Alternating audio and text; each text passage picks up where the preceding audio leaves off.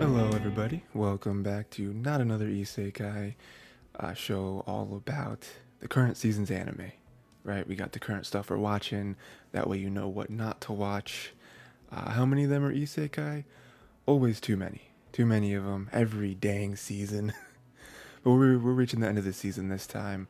I'm Tyler, and we're gonna talk about the end of a season to for many shows. All right, we're on the eve of the end for many shows, but we're actually finishing up a few shows today. Um, and then obviously there's some that have two cores, so not much we can do there. We'll be going into winter 2023 with those ones. But yeah, there's some good endings this season, and also some like I said, some eves. So we have more predictions for a final episode there. Yeah, and then just a quick thing. This is going up a day late. You know, Christmas weekend, that whole thing. So didn't have all the time in the world to record as normally planned. So 24 hours late. Sorry about that. But there is gonna be, the way this works out. I do have a sort of like a bonus episode going up later this week, probably Friday. So this is gonna go up Tuesday instead of the regularly scheduled Monday, and then we got a bonus episode coming out probably Friday, and it's gonna be me going through next season's anime, right? Because this is the first time we've moved on to another season. Um, and yeah, I'm basically just gonna go through almost every show that's coming out next season, and it's pretty much gonna be me deciding what shows we're gonna start off with. It's gonna be interesting. It's kind of sort of different than the way we started this one because we were a little bit into the season, sort of. But this time we're jumping straight in, so it's gonna be cool. So check that out if you want to know my little preview thoughts or whatever on the upcoming season and every single show that's worth talking about. Yeah, let's start. I always click the wrong thing because I'm stupid. Okay, so Spy Family, Season 2, Episode 12. Another thing I noticed, it took me the whole season to notice this. Um, some shows, I guess many shows, don't really, like officially, they don't go by the second season. So, like, um, people will indicate this as like Episode 25 or whatever instead of Season 2, Episode 12. Very weird. It's something very weird for me to keep track of, especially because like for me, I go off my anime list. That's like the like database that holds tracks everything. That way, everything is kept in check in my mind. And yeah, they don't do that. So think of this as like episode 24, episode 25. Uh, Crazy. But yeah, so Spy Family episode 12. Um, Not a whole lot, but there's some cool stuff here. Yor was jealous, so Lloyd turned on the charm and Yor kicked him, which was very funny. Around when this was happening, I kind of just had this thought where I would love just more Yor and Lloyd marriage content, like just seeing them together, even though it's like a fake marriage or whatever. Um, just seeing them together doing things is just so nice. It's just so cute. It's just a nice little relationship, even if it is fabricated. Because, like, on Lloyd's side, I feel like you can tell there are moments where Lloyd really likes Yor. I don't know if we're at the point yet where he's like, oh man, I might have feelings for her. I don't think we're there. I mean, especially because of his upbringing where he was, his whole spy thing. It was like, oh, throw your emotions out the door. Um, that's not how you be a good spy, good effective spy. But yours definitely on that time where I don't necessarily know if Yor loves Lloyd, but more and more often you see her like really pining for his like approval and his recognition. Um, I don't think we're at the point where she's the classic woman character where her whole character is how she's in love with a man. I don't think we're there, and I don't think we'll ever get there because that would completely diminish who Yor is as a character, like her being a super strong, she can take care of herself. She's basically done that her whole life. Like, I think that would ruin her character. Be like, oh, Yor is just the character who loves Lloyd. Like, no, no, no, no. But I do think more and more we do see her want Lloyd emotionally there. And I like that, you know. I would hope we get to a point where they actually do really like each other. And, you know, we kind of have this new battle within their heads where it's like, well, do I? You know? Because, like, I feel like, is more willing to go that far because in her mind, this was a deal. You know what I mean? But there's no reason for her to not actually fall in love with Lloyd. Whereas on Lloyd's side, Lloyd is the one that's kind of concocting this whole thing. So in his mind, he can't fall in love because he's a spy. This is a mission. When this is over, it's over, and I'm on to the next one. But you never know. You know, maybe we do get to that point, and it's beautiful. And then more, you know, kind of an extension of that scene, you know, Lloyd telling Yor to have more confidence in herself. There's a lot more said here, you know. Lloyd has some, like, story that he tells, you know. Wakes up, he thinks his mom is singing to him, it's Yor. There's another emotional beat there. You know, Yor kind of sort of like confessing, you know, why she feels this way. You know, being jealous of Fiona, all that stuff. And, you know, Lloyd just kind of giving her the reassurance she needs, you know. Even this whole realization where it's like, oh, you know, do you actually have feelings for me?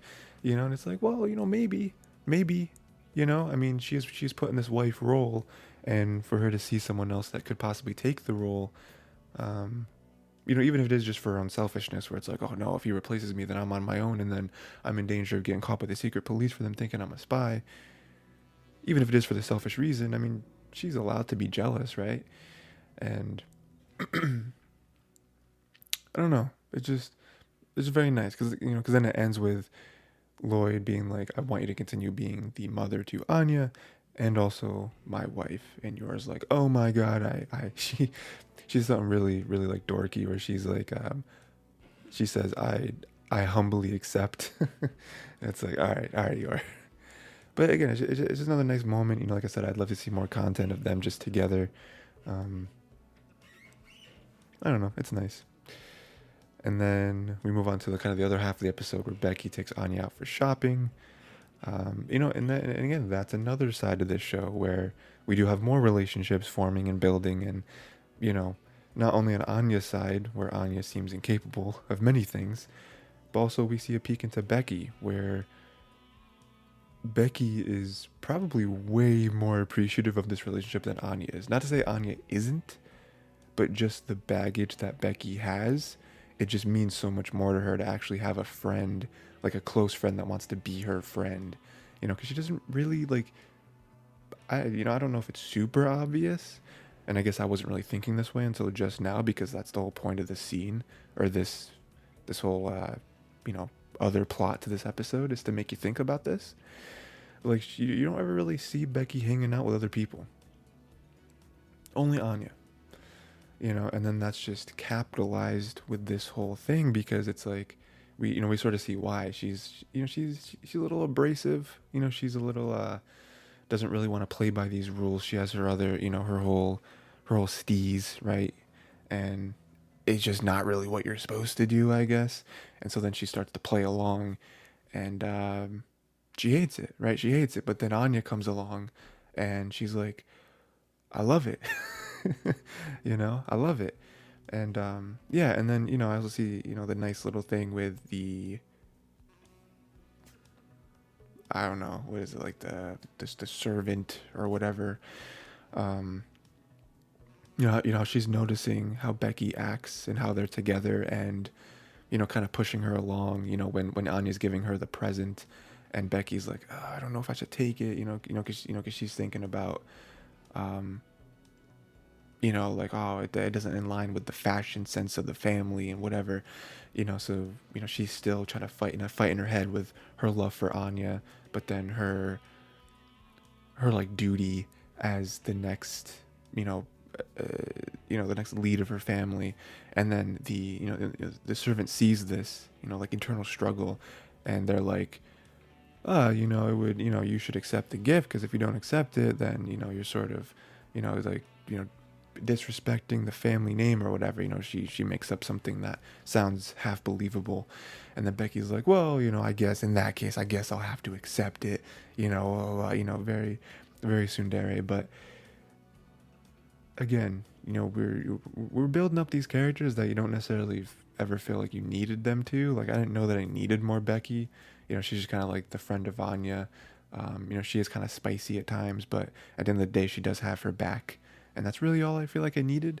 But then we have more of this, more of her thoughts and feelings, and you're like, oh, Becky is awesome. Let's get more Becky, So yeah, love that. And yeah, that's pretty much the episode. That was pretty much the two halves to this episode, and it's great. It's great, I'm interested to see last episode. Last episode is next week, episode 13. So I don't really know where they're going to end it. Like I said before, last season ended off with, a nice little preview, right? Like we previewed the dog Bond before we knew what Bond was going to be. And it turned out to be the family dog. It turned out to be, we're chilling, new member of the family. Some wacky hijinks came out of having Bond. So I'm interested to see what they cliffhanger us on with this one. Especially since apparently, like, this was the order, like, this whole, like, 2 cores was the original order of a season. So this is, like, the ending, right? I imagine we'll get a season 3. Like, I can't, I couldn't imagine us not just continuing the show, but we'll see. We'll see, especially because there's still stuff that I remember from the manga that happens after this that I'd really like to see animated. Also, like, for anime watchers, to experience it. Be nice. So yeah. Next, we got My Hero Academia Season 6, Episode 13. We're pretty much halfway through this 2 core, I guess just like the length. It's not really split up into 2 cores, but, season here.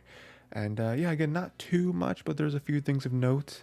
The one villain, I don't remember his name. Bad with names.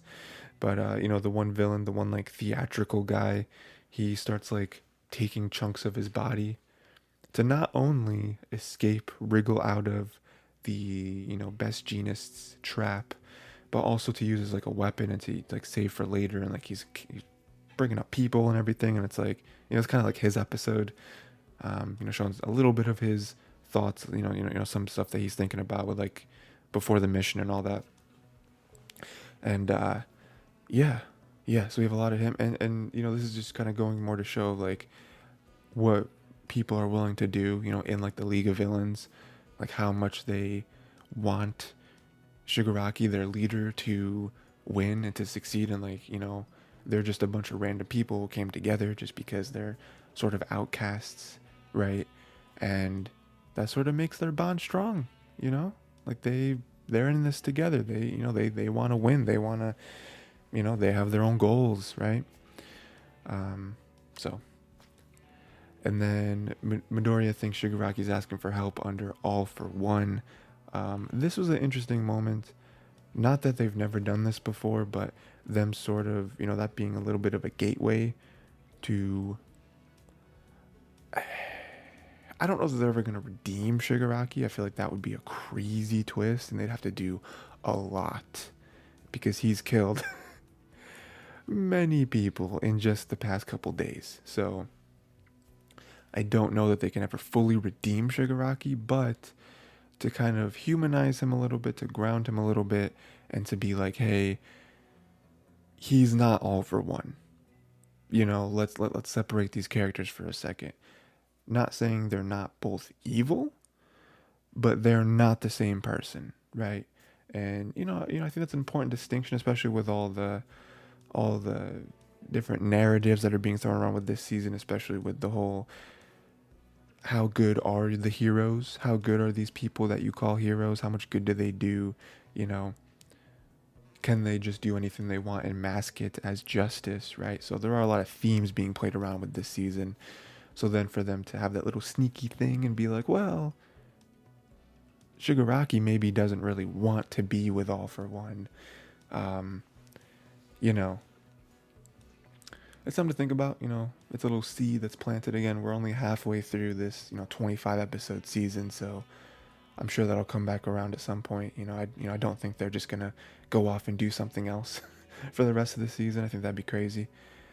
Yeah. And then I just made a note that there's so much destruction. I made that note because, again, this episode, not a lot happened. We just kind of went into various people's heads and saw their thoughts. It was like physically not a lot happened, but like mentally, a lot of people were just thinking about stuff in this episode, which happens a lot, especially in shonen anime, where people will just think about stuff, and then, in real time, like 2 minutes have passed. But I wrote down so much destruction because there's a lot on both sides. I think that's something that pretty much everyone is thinking about, heroes and villains, where they're like, a lot has happened in the past few days. Like, many people have died. Many people that we call friends and family have died. Civilians are gone. Everyone on both sides is battered. Like, we're like, no one is doing well. And it just goes to show, it's like, man, is was this necessary? Was this whole war thing, did we need this? Was there a better way to to like remedy? I don't know, but it's just another thing to think about, right? Especially going into next episode. And again, this is kind of like the halfway point. Where's the second half gonna go? I mean, we're still in the battlefield, right? Like, we haven't left. No one really has any stamina left. Like everyone. I mean, we are getting some new people on both sides. League of Villains came in, and we got Best Jeanist, and but it's just like, this has to end. Some side has to lose, or one side has to successfully retreat, because like, if it keeps going like this. We're going to lose even more people on both sides. It's like, is it worth it? Maybe, but I don't know.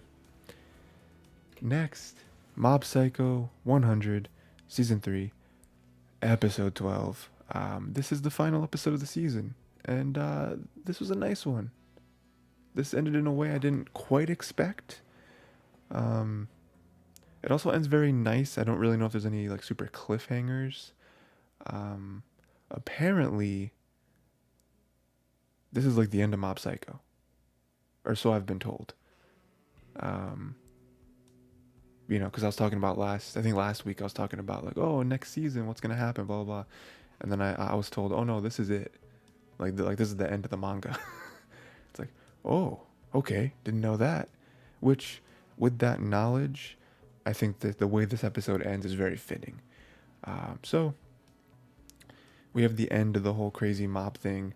Reagan putting in work, running all that way, and Mob just kind of ignored him. That was tough. That was like, oh, man, he just kind of didn't even care that he was there after all they've been through. The like more destructive side of Mob was just able to cast him aside. That was sad. And then we have a crazy reveal. This is the kind of the part that I wasn't expecting. Dimple has kind of possessed Reagan, right? They kind of met up by happenstance. This whole thing is happening. Reagan wanted Dimple's help, right? To kind of have enough power and juice to stand in front of Mob for enough time to kind of talk him out of this. It was nice, again, the return of Dimple, Dimple got a little power hungry there for a hot second, but he came back and helped save the day with, it makes so much sense that Dimple and Reagan would be the team to kind of break Mob out of this. It makes so much sense. And then Reagan finally did the unthinkable, where he admitted to Mob that he lied about having special powers, and that was kind of the thing that pushed Mob over the edge to gain control again. Which is very funny because it's been kind of insinuated previously, I think even this season, that Mob expects that Reagan doesn't have powers, but then it's kind of brushed over, or there's kind of like a joke or whatever, and it's like, oh, maybe I guess he doesn't know. It's tough, because Mob can be very ignorant about things at times. And then we have this scene where he's just like his whole reality has shifted. Um, Not only for the simple fact that, him now knowing that he doesn't have powers, but also that Reagan would do that. Because Reagan deep down, nice guy. He really is, but for him to just openly be like, him just come clean on this lie that he's had that founded his business, and just be like, yeah, I don't have powers. That gesture alone, I think, was enough to just shake Mob out of it and be like, wow, Reagan really cares about me. Like, again, we've seen a lot of evidence of that already, but that's special. And then the two mobs kind of accept each other. They kind of have, they understand each other a little bit. They understand what needs to happen. They understand that, just like how much people love them, I guess. Again, it kind of shakes them out of it and has them find peace within each other, And then we have some inferring to go on right here where I guess Tsubomi said no, That's kind of what we glean from what happened here, because he leaves to go see her, comes back, is very sad. It's like, oh, no. But, he did just kind of destroy a city. Like any sane person would be like, no, sorry. But also, what else were we expecting, right? Because there was a whole thing where Tsubomi did say, I like someone else that goes to another school. I think there was some fan theories there that it's like, oh, well, she was just saying that. She actually does like Mob, but maybe she knows that Reagan and Mob are close, or maybe she just, closed off with her own feelings, doesn't want to admit anything, doesn't want to say anything, she doesn't want to say it out loud, But with that, with that being the truth, it's like, well, yeah, of course she was going to say no. You know what I mean? And then at the very end, they all threw a birthday party for Reagan. Again, kind of a very nice ending. It all comes full circle where it's like, oh, Reagan deserves this. Like he's done some things in the past, some questionable things, some selfish things, but at the end of the day, he does care about everyone, including Mob, and they throw a party for him. It's great. It's awesome. It's a nice, wholesome ending, No loose ends, none at all, and we're just having a good time, And that is how the season ends. That is how the episode ends. That is how the series apparently ends. And yeah, nice. I mean, at the end of the day, it was a good show. It was a good season. It was very unique. It was very its own thing. And I think it's gonna be one that we talk about for a little bit, that we remember for a little bit of time.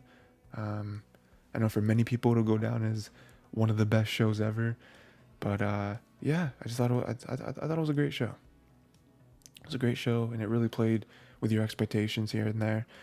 And yeah, it was a very nice show to watch. It was very easy to get excited for every episode.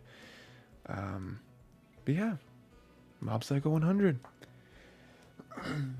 Next, we got Blue Lock, episode 12, right around the halfway point here. Again, this is another show that has 2 cores, so we're going to be going into winter 2023 with this one. And I'm very happy we are, because there is a lot happening here. One of the hypest shows I've ever watched against sports anime. Sports anime just give you that feeling, I'm hoping we see more sports anime, good ones, happening soon. So, some stuff we got here. So, we got the level 2 selection, level 1, or second round selection. I don't know.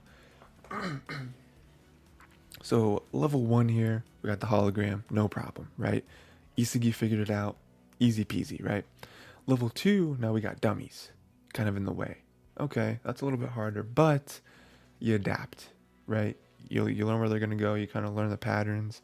I mean, there's not really patterns, but like you learn their um their like function and like their way of thinking. Where it's like, okay, if I kick it, then they're gonna block here, blah blah blah, right? We adapted. Then we get to level max, and it's ridiculous, right? We already got the goalpost moving, goalie, all that stuff. Now we have the dummies that aren't just kind of getting in the way, but they're like moving and surrounding and like playmaking. The ball has spin on it. It's very unpredictable, going crazy. But the way Isagi was able to win was that he pretty much learned how to control the power of his shot in different situations, right? Like that was a big thing for him, where he was like, "Oh, I only have to use in this situation. I only have to use like 70% of my power, and that's how we're gonna accurately get these direct shots off." Um, and kind of the whole point of that sequence was to show how people adapt and how they grow rapidly in these situations. Damn. And how you have to be on your own in many different plays, right? You have to kind of work on your own, and you can't, it's not just you can't just learn the playbook.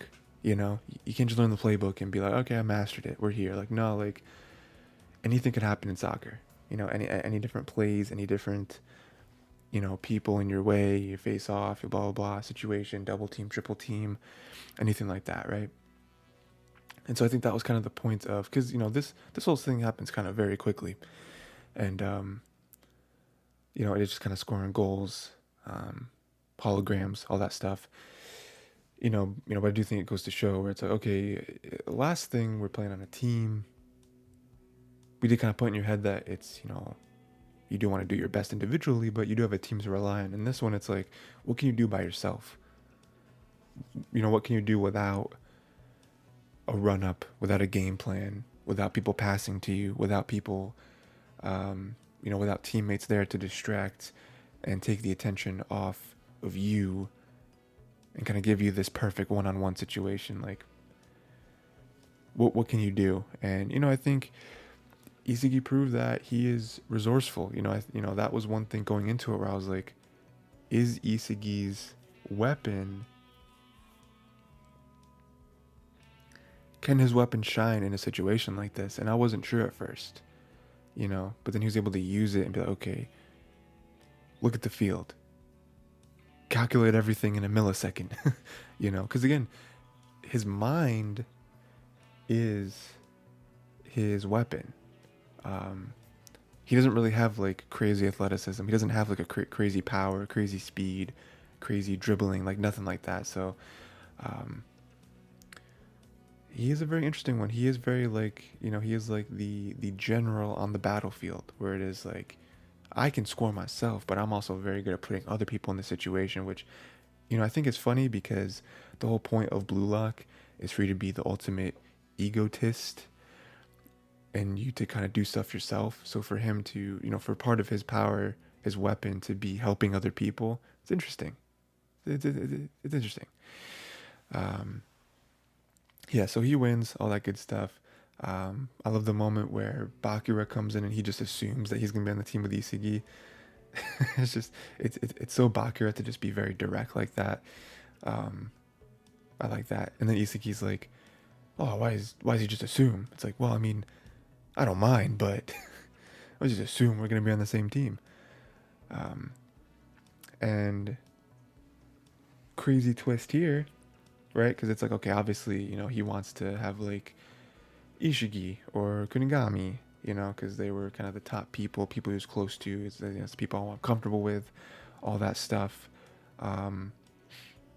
Nagi and Reo are like, hey, yo, Isagi, join. Well, not Reo, Nagi. It's like, hey, join my team. And Isagi's like, nah, can't do it.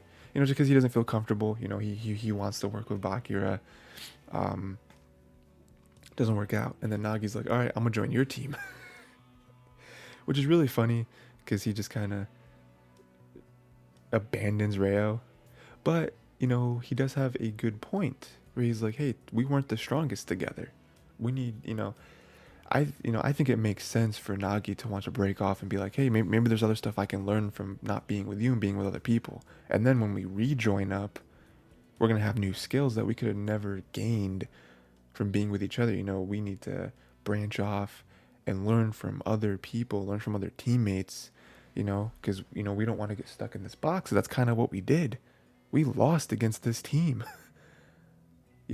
Like we lost. Like we have never lost ever. So clearly there's more to learn. So I get it. It obviously hurts Rayo's feelings, and even Isagi, or not Isagi, even Nagi admits like, yeah, I mean it sucks, but this is what's best for both of us. Nagi, Isagi, and Bakura is a crazy team, by the way. That's an insane team. I don't know they're the best team. I think that's going a little far. Because again, we've only seen players in the one branch of Blue Lock.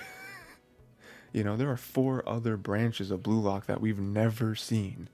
Now, apparently, they're all about on the same level as each other, on paper. But there's weapons that we have never seen before, so I can't wait. This is going to be great. And then Ishigi and Kunigami both make it, and they've talked around, and apparently they heard about the team of Isagi, Bakura, and Nagi, and they're a little upset. But I love the way they played it, though, because they're not upset in the way that, oh, forget them. Bakura and Isagi are not our friends anymore. We're going out for blood next time. It's like, no. They don't play it that way. It's more so played as like, oh, they chose Nagi over one of us. Okay, cool. When we see them, we're going to destroy them. And, more of just like a healthy competition where it's like, oh, they didn't pick us?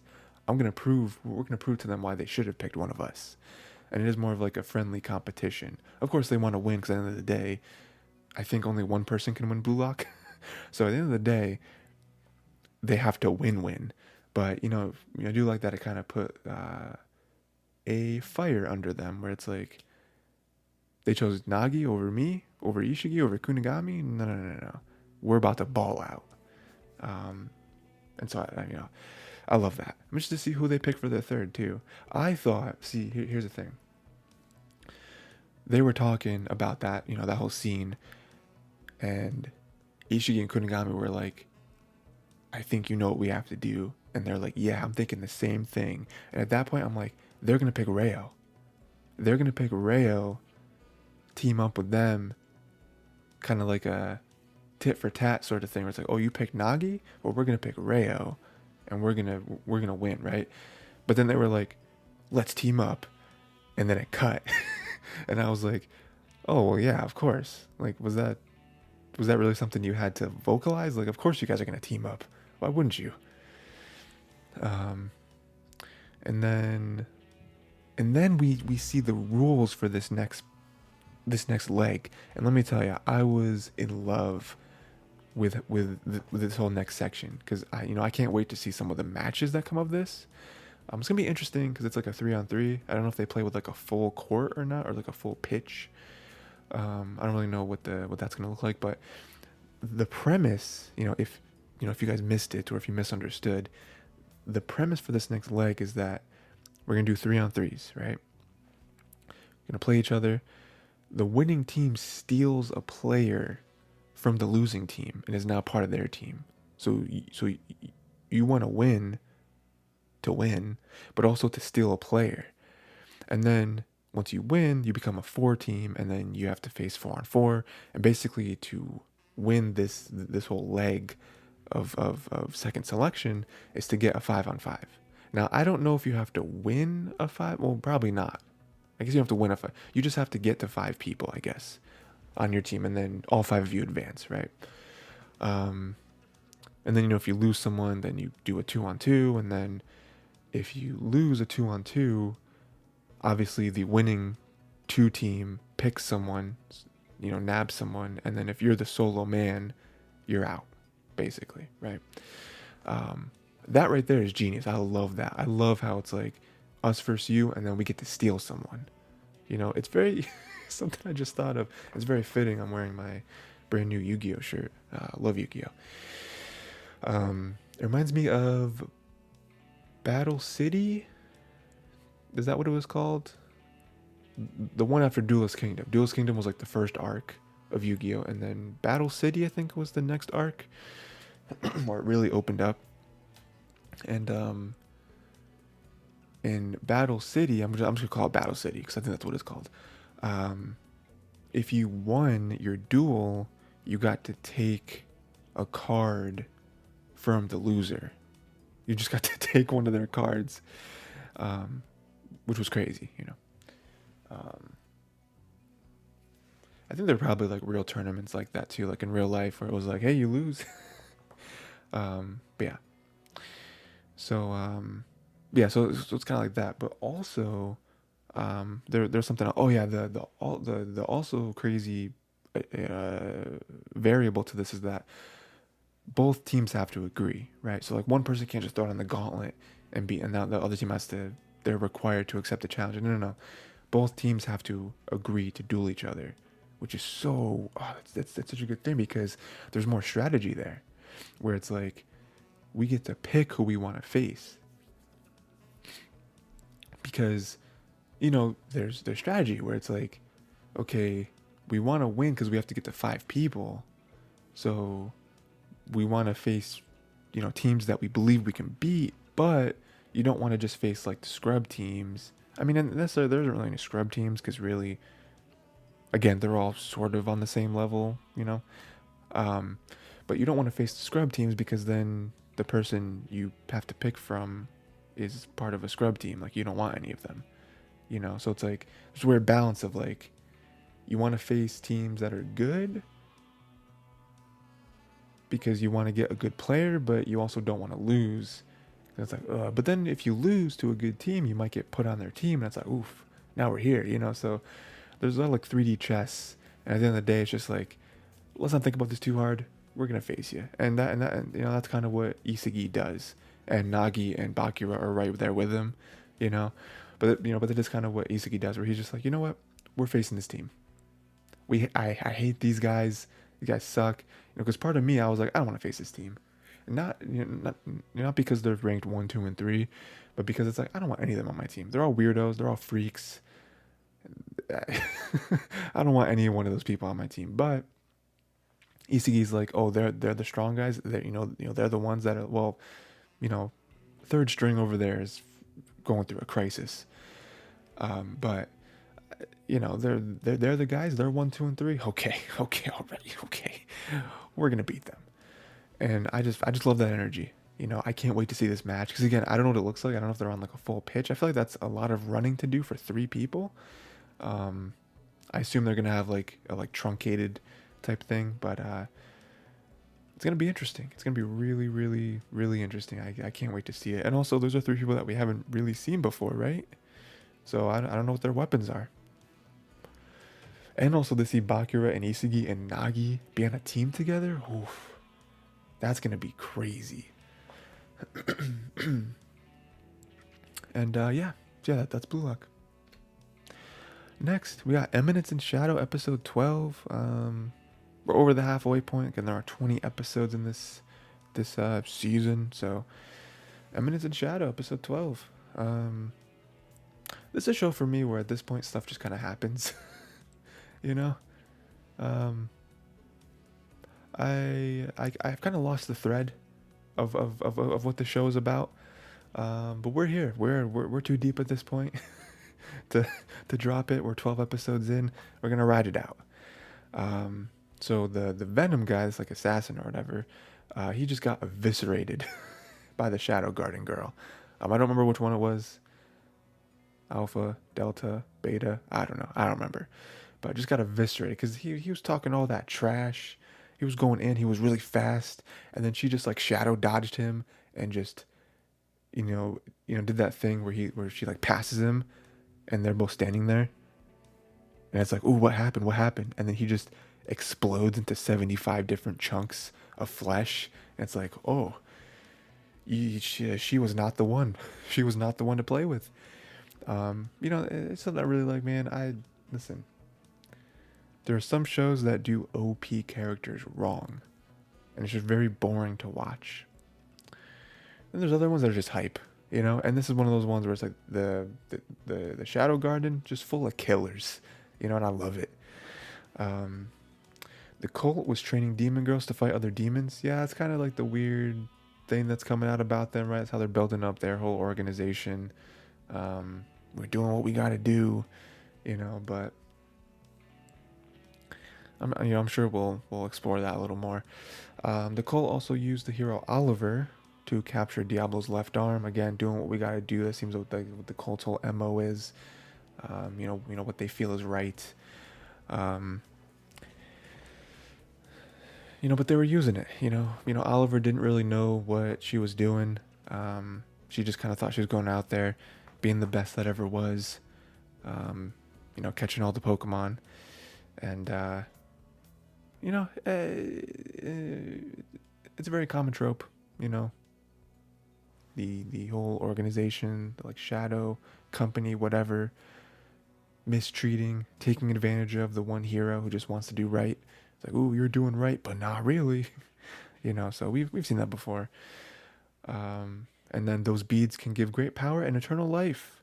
So again, those little beads weren't really the plan. They weren't really what they were after, but even that little, side effect of what their true mission was is still kind of nuts. So again, we've seen them a couple times. We've seen them used a couple times, but apparently there's like way crazier stuff that that can be done. So there's that. Delta just killed the bald guy. What was it? One of the chosen knights of rounds. Killed him. Just stabbed him right through the back, I guess. Destroyed the man. And then she didn't. And then he like bubbled up from the surface. She thought she was gonna get in trouble by Alpha, which she was. But then Alpha was like, "Hey, confirm your kill." And then the monster came out the water. And now it's like it's all white. We're in this weird like subliminal space, and yeah, that's where we're at. Again, I have lost the thread. I apologize for this one, guys. I have lost the thread of the show. I don't really know what's going on anymore. A lot of moving parts. The cult, the sanctuary, Knights of the Rounds. We still got the Shadow Garden. Oliver, the beads, Diablo. There's a lot of stuff happening. It's hard to follow. It's hard to follow, I'll be honest. But we're just here for the ride. I'm sure next episode's gonna be cool fights. Getting into it. We got the Shadow people, knights. I'm sure it's gonna be fun. So that's kind of all I got. Next, More Than a Married Couple But Not Lovers, episode 11. I believe next episode is the final one. So we're getting Jesus. Okay. I hit the thing. We're getting close to the end here. Great show. I love it. Hope we get a second season. This show is just everything I love. It's like a guilty pleasure where it's like, is the show really that good? I don't know, but it's everything I like. So here we go. We got Kamo helped Akari pair with Tenjin at Jiro's request. Yeah, so basically, Jiro is still on this energy where it's like, hey, you're going to make me and Shori a team? Awesome. That's great. Love it. But I want Akari to also have equal chances when it comes to this stuff, because it can't just be me. It can't just be me who gets to be with Shiori and gets to have all these opportunities to try to make my move or get closer or whatever. Akari needs to be with Tenjin so that Akari can also have opportunities and make progress, because that's kind of our whole thing, right? We're trying to get each other in the position to be with the one we want to be with, and also switch partners, all that good stuff. So yeah, lots of double crossing here, lots of underhanded tactics. May says that she's just using Jiro, which is interesting. I don't really know what May's plan is. Because May, at the end of the day, May wants to be with Shiori, right? Like that I think is pretty well established. So I don't really know what her play is, because if Jiro truly does love Shiori, then Mei helping Shiori get with Jiro is kind of counterintuitive to what her goal is. But maybe she's playing 4D chess where she's like, okay, I know that Jiro, from the looks of it, Jiro likes Shiori, but I think he's getting a lot closer to Akari, and it seems like he's actually gonna he actually wants to be with Akari, but at the end of the day, it's him and Akari. So I'm gonna put them, Jiro and Shiori, in a position to be with each other, so that eventually Jiro shows his true feelings, and he admits to Shiori that he's actually in love with Akari. Maybe at some point he's already gonna be with Akari, and so that breaks off Shiori's, motivation to want to be with him because he's already taken, right? So then my perfect opportunity to start making my moves in a serious way. Now we're together. Again, it's kind of 4D chess. I don't know that's really what she's thinking about, but it's she likes Shiori. So at the end of the day, she wants to help her friend. So whatever the end result is, she's your best friend. So then there's a moment where Akari was lost and she called for Jiro for help and Tenjin showed up. That was a moment. Says, you see, in her heart of hearts, when she needs help, when she's scared, who does she want? Who does she want? The Ghostbusters. Okay, she wants Jiro. That's who you call. You call Jiro. Tenjin showed up. That made everything really awkward. And I do really like this ending part here, where oh my god, I just remembered the end of this episode. A lot happens, right? A lot happens, and it makes sense this is the second to last episode of the season because, oh boy, there's gonna be some stuff that needs to be said. So there's kind of two planes of action here, right? Where I love it because basically Tenjin calls Akari out, and not in a hostile way, but just like, I know, you know, I know you like Jiro. I know that you've liked me, but it's pretty plain to see that you want Jiro. Like, the right one for you is this man, not me. And I also don't really have feelings for you that way, you know. But it goes deeper than that because Tenjin talks about how he the person he likes, it's an unrequited love, and then we cut, and I don't remember this. I don't remember if this was talked about in the earlier part of the season or if I'm mistaking this with like another show, but like the person he likes is married, and I think it's like a teacher or something. Isn't that right? Isn't that right, or is that a different show? No, because it's definitely a show this season that I was watching that I remember that from. Well, wasn't there a part earlier on in this season where Tenjin does kind of flashback to him? No, maybe that's another show. Doesn't matter. Doesn't matter. You know what? Cut it off the brain. It's gone. But yeah, like, because we cut and the person that's there like has a ring on, and I'm like, whoa, this is something, huh? Jesus. Okay. But yeah, so but it is kind of like a connection moment because he's like, I know how it feels, you know, for you to like someone who doesn't like you back, right? So but then Tenjin does what you expect Tenjin to do, where he just kind of gives Akari confidence in chasing Jiro, and being like, because Akari's like, but she, he likes Shiori, blah blah, and so Tenjin's like, oh, so Jiro and Shiori are dating, and Akari's like, well, no, they're not, but and so Tenjin's like, so then it just depends on how hard you try, and he makes a great point where he's like, they're not dating, so how is he taken? It's up to you to show him how much you love him and make him realize how much he loves you, because they're not together. So so I love the way that ends, but then it's juxtaposed by the other thing where Shiori and Jiro are together and they're sort of talking the talk that they talk, and has this great line, and I don't know if this is verbatim, But Shiori basically tells Jiro, if Akari isn't special to you, can you show me a side of you that Akari doesn't know? Because you know, her whole thing is that Akari knows way more about you than I do. Like, there are faces, there are sides to you, the whole husband side of you versus the childhood best friend side of you that she knows and I don't know. You know, so she finally comes out and is like, show, you know, if Akari isn't that special to you, you know, if we're gonna put our cards on the table right now, show me a side of you that she doesn't know. Ooh boy, ooh wee, like that in itself, prime time material. You know what I mean? And then Jiro and Shiori are kissing in the rain, and it's just like, ooh, ooh boy, let's go. You know what I mean? Like we're here, and that is how the episode ends.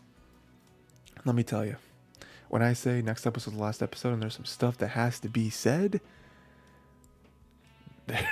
oh boy, there is some stuff, because we think about it, right? And it's like, okay, now Akari has finally given up on Tenjin, right? As she should. If he doesn't like you back, it's not going to happen. Now she has this newfound motivation to be like, okay, I'm going to go after Jiro. I'm going to do it. You know? She's finally being open with her feelings. And the other side of the coin, Jiro and Shiori just kissed. They didn't really confess to each other, but they kinda did. So now, it's really all in Jiro. And, you know, that's what was already kind of established from the very beginning of the show, where it's like, oh, he likes Shiori, but now he sort of kind of also likes Akari, and both girls like him. So it's really up to him to decide what he wants, you know? Does he really love Shiori? Is it just kind of like a nostalgia thing from them being kids? Is it just kind of just him dragging along old feelings that he thinks he has, but he doesn't? Or does he really love her still? And then with Akari's end, is it just more of like, you guys are together, the whole playing couple thing? So is that sort of putting you in the mindset of, I love Akari? Or is it real? Do you actually love Akari? You know, have you grown together so much, known so much about each other that you do actually have feelings for her? It's strange, right? You know, so next episode is really gonna be where we reach some things, you know. And again, I don't remember. Again, I'm reading the manga. I like just recently caught up in the manga like a few weeks ago, and I still don't remember. I don't remember anything. I don't remember how this plays out. Oh my god. Is that like, I don't know. Is it like, do they start dating? Does Jiro and Shiro start dating? Does Jiro back out because he has feelings for Akari? Maybe he has feelings for, again, he's allowed to have feelings for both people, but in the day, when it comes to decision time, you can't drag one of them along, you know? Does Shiori back out? And Shiori's like, oh, I don't know, you know, maybe Shiori's like, she can sense it, and she's like, I know that you have feelings for Akari, along with me. I know you have feelings for both of us, and so I don't want to get in the way of that. You know, you have to figure it out, because I don't want to date you if you still have feelings for someone as well as me. But then with Akari too, it's like, what about on Akari's side? Do you think Akari ever? I mean, Akari's not there, so she's not going to catch them kissing. It's interesting, man. It's interesting. I don't know. We'll see though. Again, next episode, last episode of the season. Hopefully they also announce a new one. That'll be nice. Chainsaw Man, episode 11.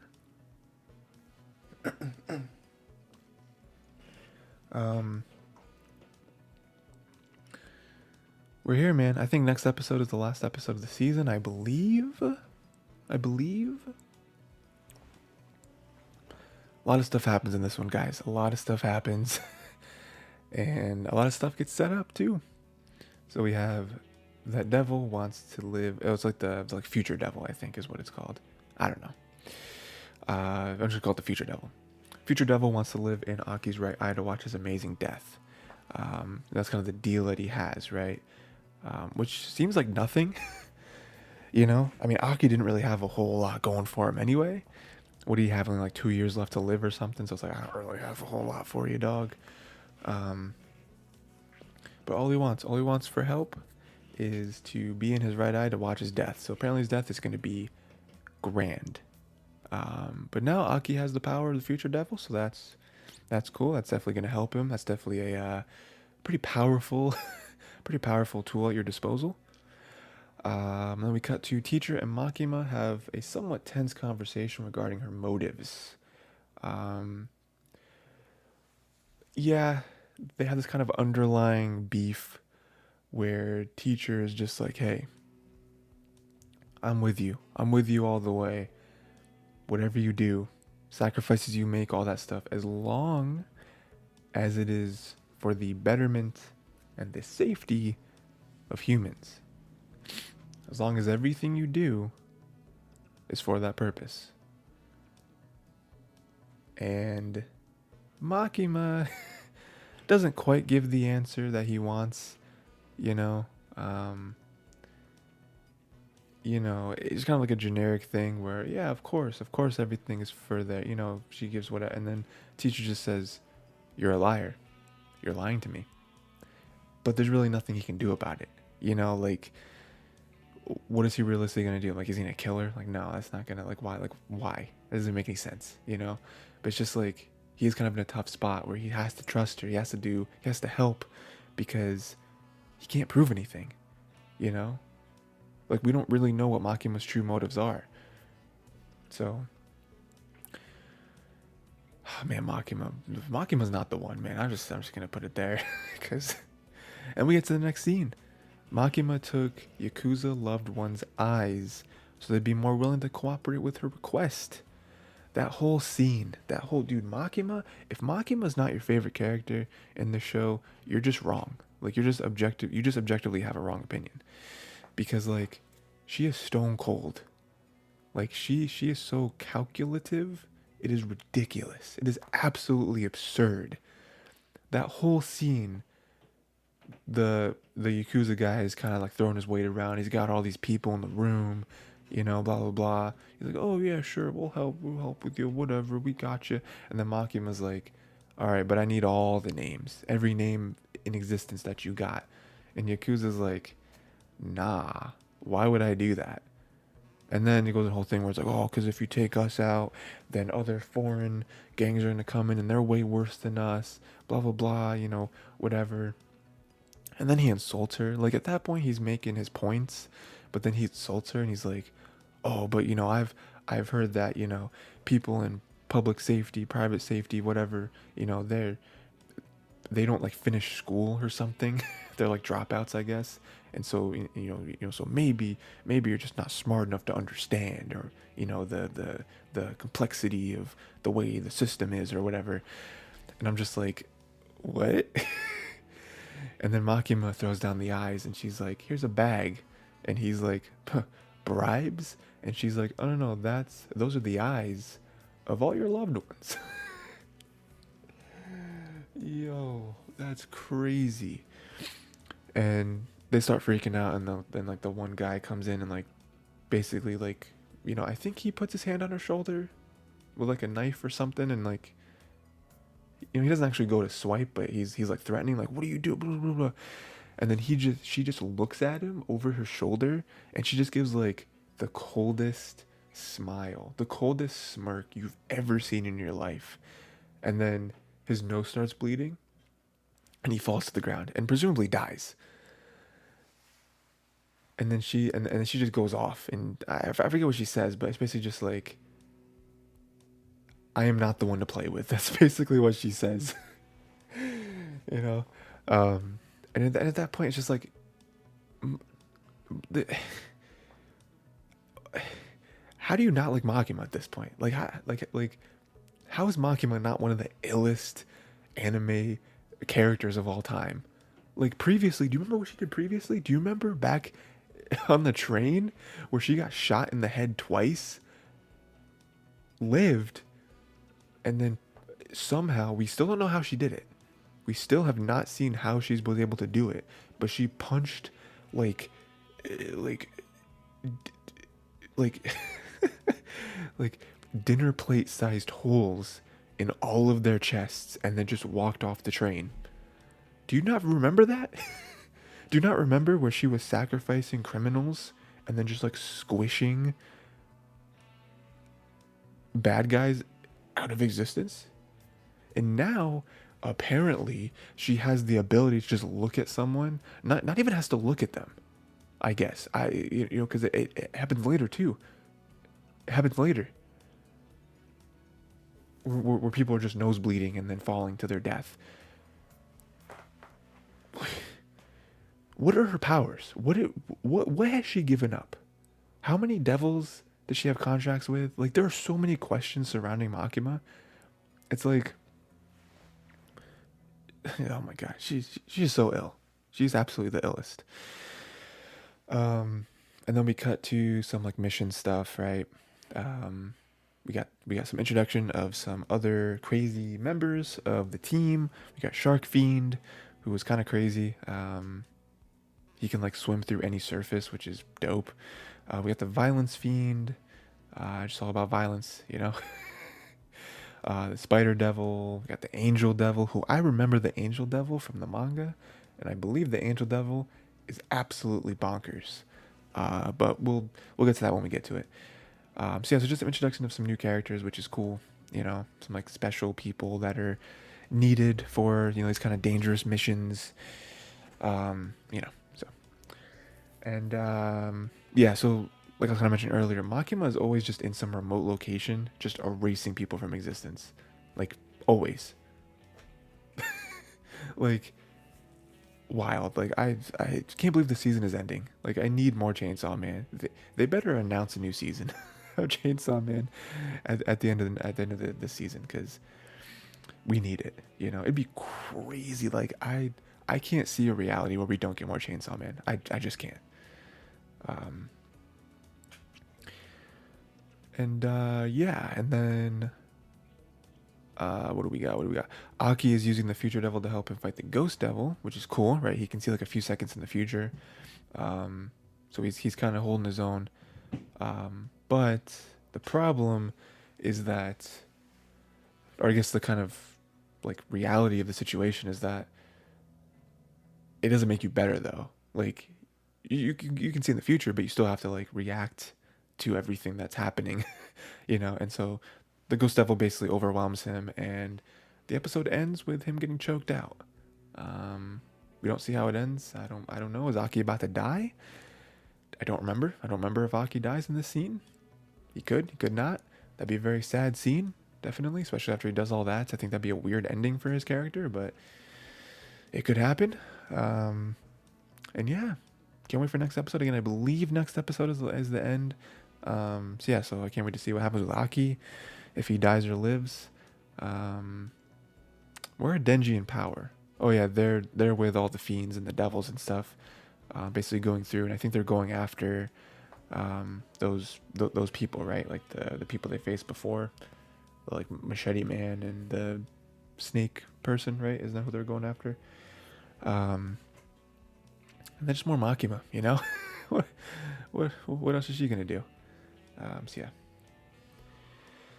Next, Do It Yourself, episode 12. Not only is this episode 12, but this is also the end of the season.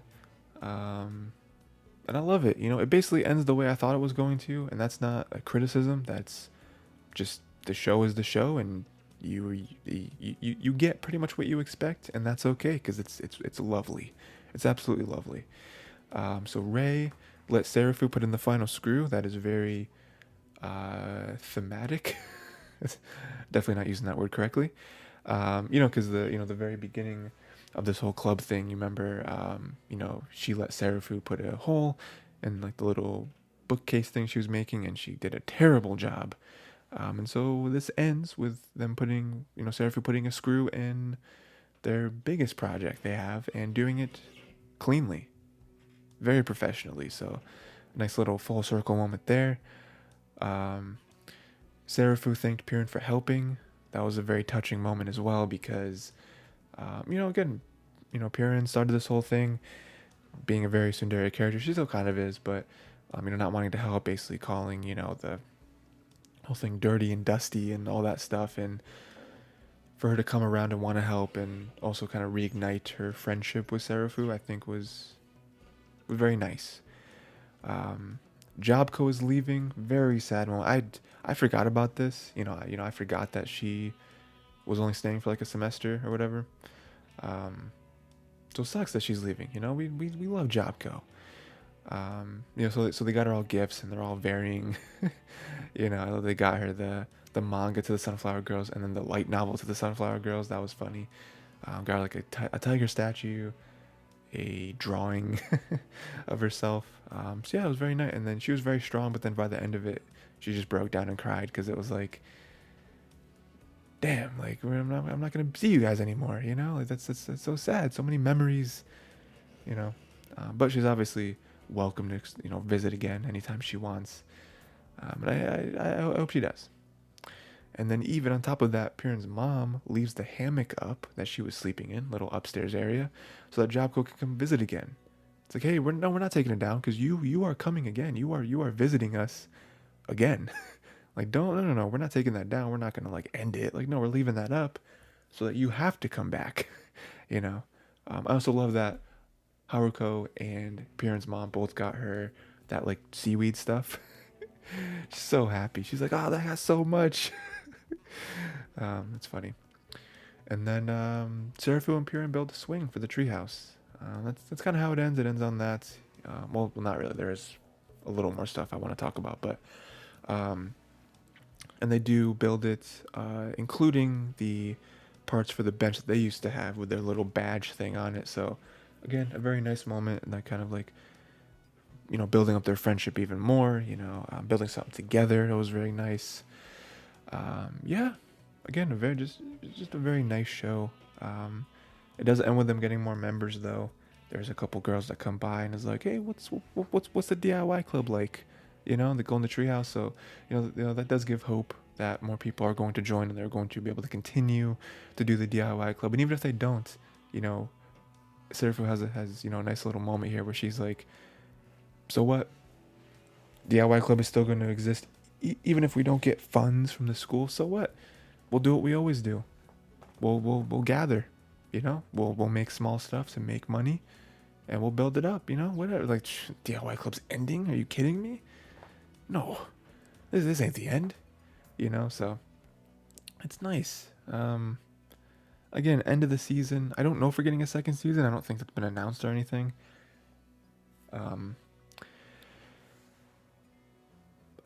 I could see a second season. I mean, I've mentioned this before, but again, the show could end. The show could just end and be over. That's okay. It was a good, very nice, wholesome show. It was very easy to watch, and yeah, just chill, relax. I loved it. So if it ends, it ends. But also, I think it's also a very easy show to continue because it's like, well, they just make more stuff, that's all we want to watch. Maybe some more characters, because the characters in this show are fun. They just make more fun characters and have them build more stuff, and there doesn't have to be conflict. The show doesn't have to have any conflict. Even a couple episodes ago where it was like, oh no, all of our stuff was taken. Like that was crazy and that was cool. That was a nice little moment, but we didn't even need that. All we need is 12 episodes of these fun friends building stuff together, and that's it. That's all I need. That's all I need for this, for me to enjoy a show like this. So, but yeah, enjoyed it, love it. Again, I don't think it's gonna go up as like one of my favorite shows of this season. If I were to make a list, I don't know if it's like top 5 necessarily, but yeah, fun show. Next, we got Mobile Suit Gundam: The Witch from Mercury, episode 12. Again, this show was delayed. Technically, this should have been episode. Wait, did I say episode 12? We're covering episode 11. Technically, this should be episode 12, but the scheduling got delayed, I guess. So this is episode 11. Next week is episode 12. Episode 12 is the final episode of the season. So yeah, just a note there. Let's see. Suletta is working very hard. she's like working overly hard because she's trying to prove herself to be useful. Which is a theme in this episode, and this episode has the moment that I think we've all been waiting for, and I love it, and I can't wait to get to it, but we're not there yet.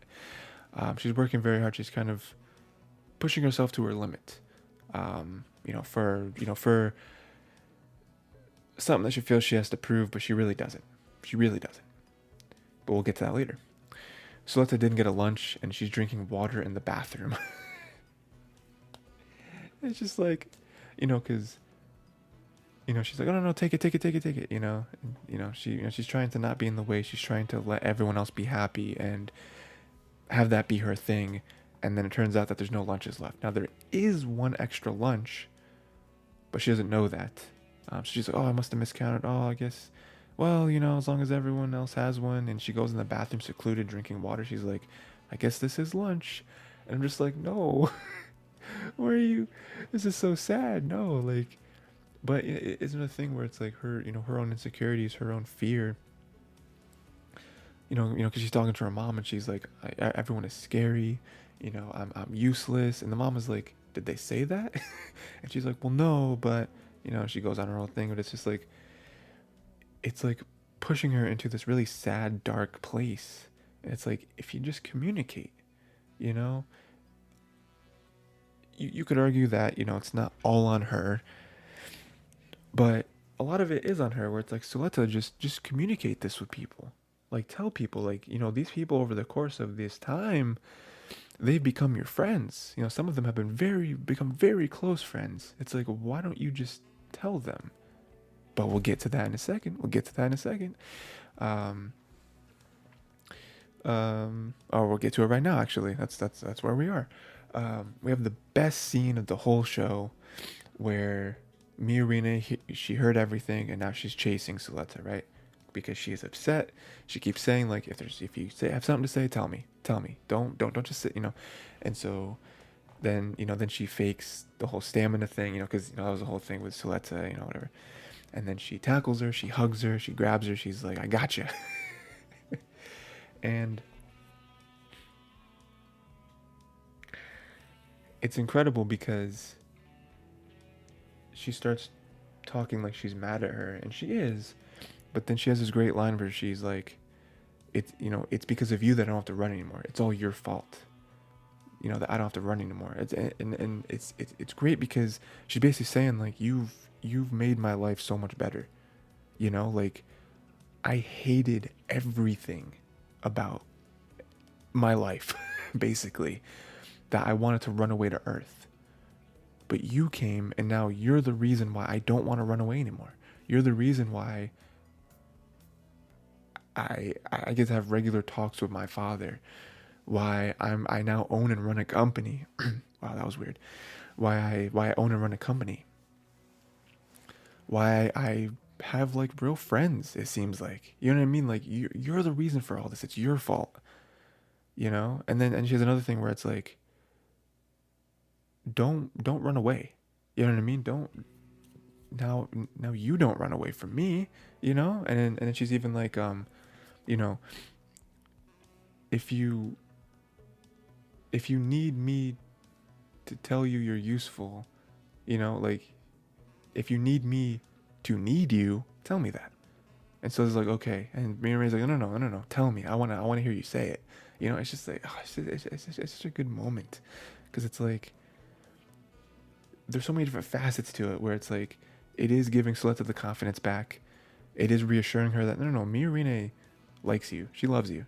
Like she really does. So does everyone else. You just have to communicate. That's all it is. You were getting upset for no reason. But it's also on Miorine too, where, she thought she was doing everything right, but she wasn't. She couldn't see, and again, there's a communication issue on both sides, but, like, she couldn't see that Miorine wants, or, Soleta wants all this stuff. She wants to be close to you. She wants to do stuff for you. You know what I mean? So it's also on her as well. And it's also a thing where it's like, they love each other. Like, they really do. And they need each other. They just had to communicate better, but we're finally at that place where the feelings are pretty much all out there. And it's kind of what we've been waiting for a while. Like, is this a real thing or is it just practical? And so there's even like, Irene, are you crying? And she's like, don't look. And I love it. It's just so good. It's so good. Um, but then the bad stuff happens, right? Where they're all attacking. I, I I I believe it's Plant Quetta, I think, or is it Planet Quetta? I don't know. So they're all attacking that place where everyone is, where Delling is most importantly, but also everyone else. Literally everyone is there. It's like Smash Brothers. Um, and yeah, we're getting some bad stuff. We had this whole episode where there was some sadness, and it came back around, and we're now stronger than ever, in happiness, and now we're getting destroyed. you know? So even at the very end, Sophie is very happy. She's finally meeting Suletta, right? And she's like, "You're the witch from Mercury. I'm the witch from Earth." And it's like, ooh, credits. So we'll see how this ends. Like I said, I believe next episode is the final episode of the season. This is definitely a show where I think it's meant to go on for multiple seasons, and I really hope it does. But we'll see what happens. There's some danger here. They're getting their whole place is getting completely destroyed. Ariel is here though. The Ariel is here, and I imagine we're gonna see some more mobile suit fights in next episode. I think that's probably how it's gonna end. But then also Sophie saying she's a witch from Earth. It's like, are you just kind of stealing that title, or do you actually pilot Gundams? Like, that's an interesting thing there. But yeah, man, I absolutely love this show. I can't wait to see how it ends, and I hope we get a second season. I hope we do. Finally, we got Bocchi the Rock, episode 12. This is the final episode of the season. We'll talk about a possible next season at the end. But yeah, I loved it.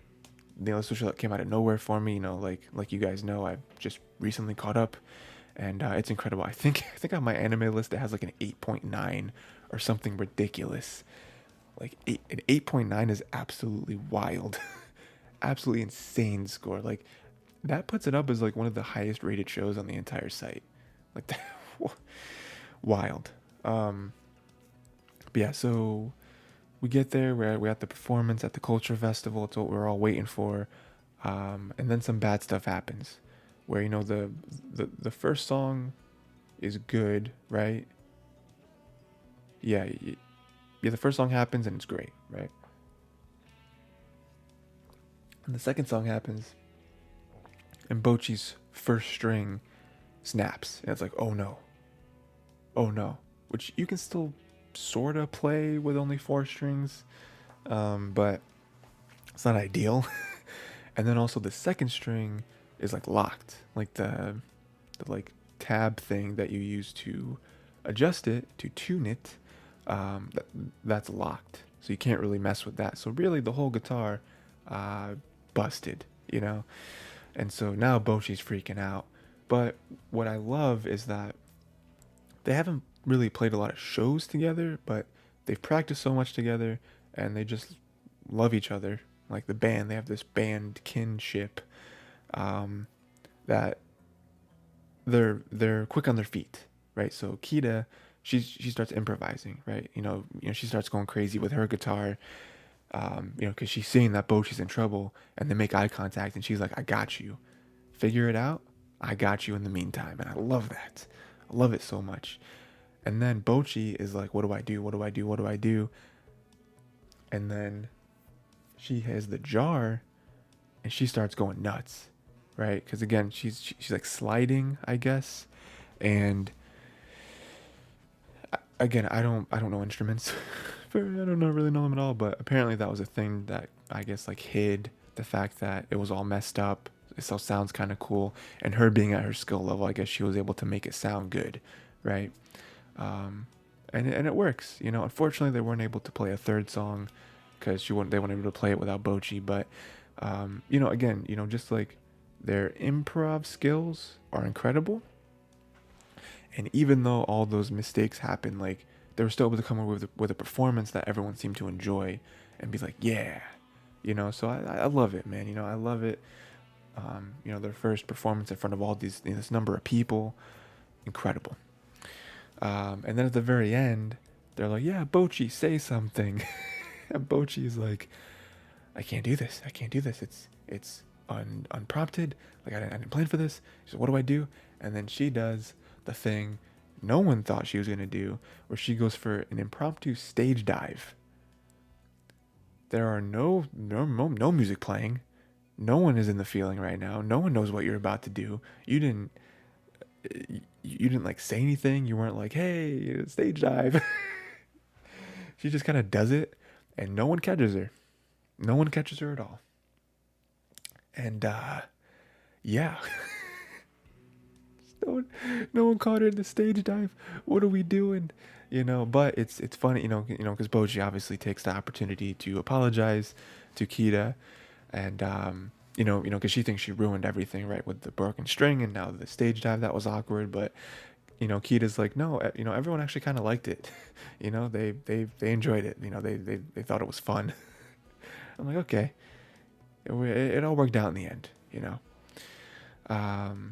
And then we move on from that, and it's kind of the like winding down of the show, where apparently Guitar Hero profits are able to help Bocchi buy her own guitar. The dad, good guy dad, where he very quickly, they all kind of found out that, she was Guitar Hero.